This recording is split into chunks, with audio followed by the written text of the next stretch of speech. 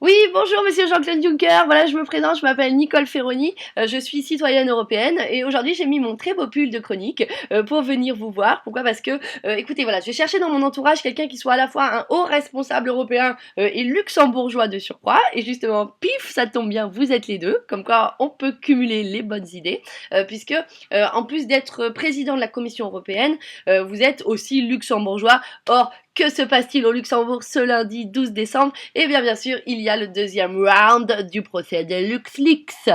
LuxLeaks, pas facile à dire, hein, mais qu'est-ce que c'est d'État? Vous allez me dire. Eh bien, c'est le procès de deux, alors on dit lanceurs d'alerte, mais en fait, j'ai remarqué, ça ressemble vachement à des humains, que sont Antoine Deltour et Raphaël Alette. Ah si, pardon, j'ai dit deux, mais en fait, il y avait aussi le journaliste Monsieur Perrin, mais j'ai pas sa photo.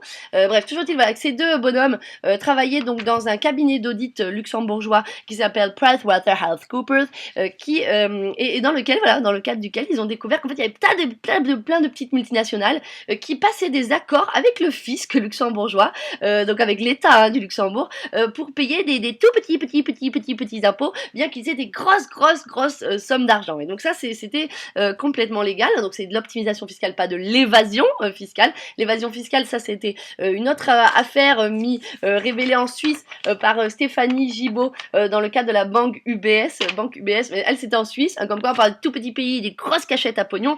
Toujours est-il que dans les deux cas, bien sûr, les citoyens ont été très scandalisés d'apprendre ça. Pourquoi? Parce que dès qu'une entreprise en fait ne paye pas ses impôts aux États, qui c'est qui le paye à sa place? Hein, Monsieur Juncker, c'est qui? C'est Bibi, c'est le citoyen. Parce que du coup, quand les États n'ont plus assez d'argent pour fonctionner, du coup, ils se rapportent comme ça sur le dos des citoyens, puis ils leur mettent des petites réformes difficiles, des TVA, des augmentations de TVA, des impôts, et puis du coup, les citoyens deviennent tout fatigués, ils deviennent tout malades, tout tristes, tout moches. Alors certains l'étaient déjà, hein, certains sont nés comme ça, mais c'est vrai que si toutes les entreprises échappent aux impôts, et ben forcément, au bout d'un moment, tous les citoyens vont être vraiment en dépression. Alors vous allez me dire, oui, mais Ferroni, en même temps, si les grosses multinationales, elles ont des tas de pognon à planquer au Luxembourg, c'est parce que du pognon, vous leur en avez donné. Et là, bim, bien joué Jean-Claude. Mais là, j'ai envie de dire Juncker 1, Ferroni 0. Bien évidemment, c'est vrai que nous, que nous sommes, consommateurs, pardon, que nous sommes, c'est vrai qu'on aurait un petit peu intérêt à faire attention à ce à quoi on achète. Hein. Faudrait peut-être arrêter le Ikea, le Amazon, le Apple et tous ces exilés fiscaux.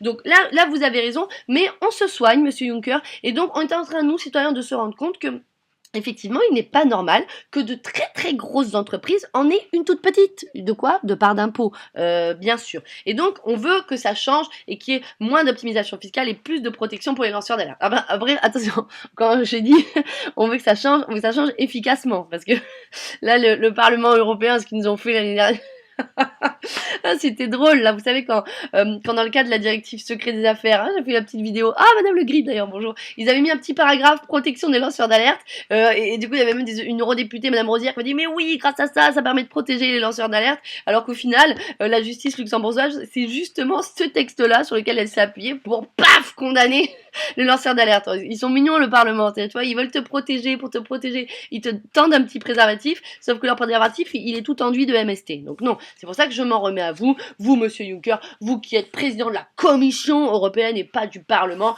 pour que vous nous régulariziez un petit peu tout ça en Europe, et puis surtout pour sauver l'honneur de votre pays, parce que c'est surtout ça dont il s'agit, c'est un petit peu l'honneur du Luxembourg, parce que là je peux vous assurer que en Europe, là c'est l'image du Luxembourg est une catastrophe. Bah oui, parce que nous, citoyens européens, on est là, oui, il faut arrêter l'optimisation fiscale, l'évasion fiscale, ces pratiques hors la loi sont honteuses, il faut les arrêter. Et vous, votre pays, le Luxembourg, qu'est-ce qu'il nous répond? Il nous dit oui, il faut arrêter de continuer ces pratiques hors la loi, donc on n'a qu'à les mettre dans la loi. On n'a qu'à les rendre tellement légales, tellement admises, tellement communes, que non seulement on ne va pas les arrêter, mais on va même les développer.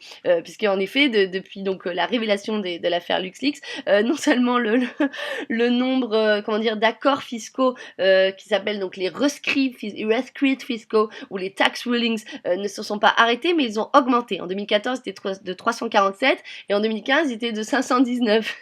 Et en même temps, t'as envie de dire, mais oui, pourquoi les multinationales, elles arrêteraient, elles sont pas bêtes. C'est-à-dire quand c'est elles qui détournent du pognon et qu'un témoin les voit les mains dans le sac, et ben c'est le témoin qui va en prison et pas elles, les voleuses.